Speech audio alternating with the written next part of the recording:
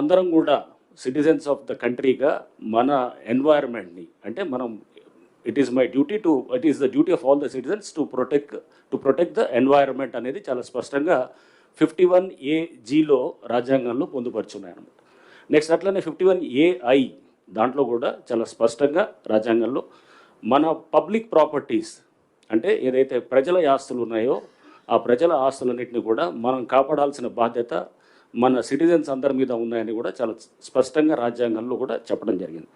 So ఇవన్నిట్లో కూడా ఈ క్రమంలో మీ అందరికీ తెలుసు హైడ్రా అనేది ఇది దీని యొక్క ఫంక్షన్స్లో ప్రధానంగా డిజాస్టర్ మేనేజ్మెంట్ ఒకటి ఉంటుంది, రెండోది అసెట్ ప్రొటెక్షన్ ఉంటుంది. డిజాస్టర్ మేనేజ్మెంట్ అసెట్ ప్రొటెక్షన్ రెండు కూడా దాన్ని వేరువేరుగా చూడాల్సిన అంశాలు కాదు, రెండు కూడా ఇంటర్లింక్డ్ కాన్సెప్ట్సే. అంటే డిజాస్టర్ మేనేజ్మెంట్ అంటే విపత్తు నిర్వహణ, నెక్స్ట్ అసెట్ ప్రొటెక్షన్ అంటే ఆస్తుల పరిరక్షణ, అంటే ఆస్తులు అంటే ప్రభుత్వ ఆస్తుల పరిరక్షణ.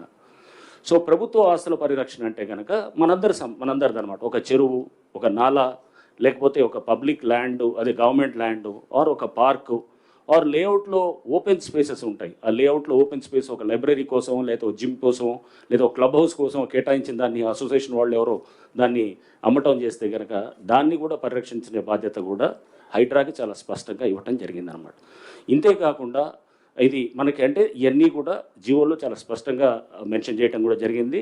దీన్ని మీ అందరికి కూడా ఇంతకుముందు పలు సందర్భాల్లో కూడా చెప్పడం కూడా జరిగింది. అయితే ఈ మధ్య అంటే మనం ఎందుకంటే ఈ సోషల్ మీడియాలో అంటే మెయిన్ స్ట్రీమ్ మీడియా ఎప్పుడు కూడా వాళ్ళ నుంచి పెద్ద సమస్య ఏమీ అనిపించలేదు కానీ బట్ సోషల్ మీడియాలో చాలా సందర్భాల్లో కూడా హైడ్రా పైన తీవ్ర వ్యతిరేకత, లేకపోతే హైడ్రా యొక్క దీన్ని అంటే చాలామంది హైడ్రా బాధితులు ఉన్నారు అని చెప్పేసి కూడా ఈ విధంగా కూడా మనం చూస్తూ ఉన్నాం అన్నమాట. హైడ్రా బాధితులు అంటే కనుక మనం చూడాల్సింది ఆల్బర్ట్ ఐన్స్టైన్ ఒక ఫేమస్ కొటేషన్ ఉంటుంది అనమాట. ఏమంటాడంటే world is a dangerous place to live not because of those doing evil but because of those vast majority who are silent and just watching అని చెప్పి అంటాడు. అంటే మీరు ప్రపంచం అనేది ఒక డేంజరస్ ప్లేస్ టు లివ్, ఎందుకు దానికి మీరు అంటే నాట్ బికాజ్ ఎవరో కొంతమంది దాంట్లో తప్పు చేస్తున్నారని కాదు, వాళ్ళు తప్పు చేసేవాళ్ళు అనేది కాదు, బట్ సైలెంట్ మెజారిటీ ఎవరైతే ఉన్నారో వాళ్ళు ఊరికనే దాన్ని బయట నుంచి చూస్తూ ఉంటారనమాట. చూస్తూ ఉన్న వాళ్ళ వల్ల నష్టం ఎక్కువ ఉంటుంది అనేది కూడా చాలా స్పష్టంగా ఆల్బర్ట్ ఐన్స్టైన్ కొటేషన్ మనందరం కూడా గుర్తు చేసుకోవాలి.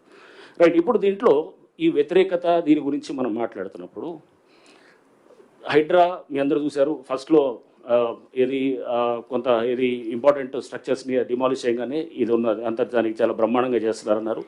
2-3 అంటే ఈ గతంలో జరిగినటువంటి 2-3 ఏదైతే కనుక డిమాలిషన్స్ ఏమైనా జరిగినప్పుడు దాని గురించి కొంత అంటే అడ్వర్స్గా రిపోర్ట్ చేయడం కూడా దీన్ని కూడా నేను ఒకసారి దాని మీద కూడా క్లారిటీ ఇవ్వదలుచుకున్నాను. సో కొన్ని స్ట్రక్చర్స్ మనం ఇంకోటి మీ అందరికి కూడా మేము చెప్పాల్సింది, ప్రతి స్ట్రక్చర్ కూడా ఏదైతే కనుక అన్ఆథరైజ్డ్ అయితేనే దాన్ని డిమాలిష్ చేయడం జరిగింది. ఎక్కడ కూడా GHMC permission, HMDA permission list కూడా ఇస్తారు మీ అందరికి కూడా. తర్వాత మొత్తం దాదాపు 27-28 స్ట్రక్చర్స్ని ప్లేసెస్లో డిమాలిష్ చేసినప్పుడు ఎక్కడైతే కనుక ఆ పర్మిషన్ సపోజ్ ఒకటి పంచాయత్ సెక్రటరీ ఇస్తాడు, ప్రస్తుతం మున్సిపాలిటీ పాత డేట్ తోటి ఇచ్చాడు డిండిగల్లో మేము చేసినటువంటి అక్కడ చెరువులు, అక్కడ పాత డేట్ తోటి ఇస్తే పంచాయత్ సెక్రటరీ వాజ్ సస్పెండెడ్, అతను అరెస్ట్ అయ్యాడు. తర్వాత దాని మీద ఆ డెవలపర్ ఎవరైతే బిల్డర్ ఉన్నారో ఆ బిల్డర్ మీద కూడా కేసు పెట్టడం జరిగింది. కేసు పెట్టిన తర్వాత అది పర్మిషన్ ఈజ్ నో పర్మిషన్ అయినా కానీ కూడా డిమాలిషన్కి ముందు అది రిజిస్ట్రేషన్స్ జరిగి ఆ బిల్డరు అమ్మటం జరిగింది అనమాట. సో ఇంకోటి మీకు అమీన్పూర్లో చూస్తాం, అమీన్పూర్లో మన ఈ మధ్య డిమాలిష్ చేసినప్పుడు అమీన్పూర్లో పెద్ద ఎత్తున కూడా గవర్నమెంట్ ల్యాండ్ అన్యాక్రాంతం అవుతుంది, వేలాది ఎకరాలు అనమాట. ప్రతి వాళ్ళు వేరే సర్వే నెంబర్ తీసుకొని వచ్చేసి ఈ సర్వే నెంబర్ వీళ్ళు ఉన్న సర్వే నెంబర్ ఏమో వేరుంటుంది, వేరే నెంబర్ ఏమో అదేదో ప్రైవేట్ ల్యాండ్ చూపిస్తారు, కట్టేదేమో ప్రభుత్వ ల్యాండు. వేలాది ఎకరాలు అక్కడ మొత్తం అన్యాక్రాంతం ఆక్రమించుకోవడం జరుగుతుంది.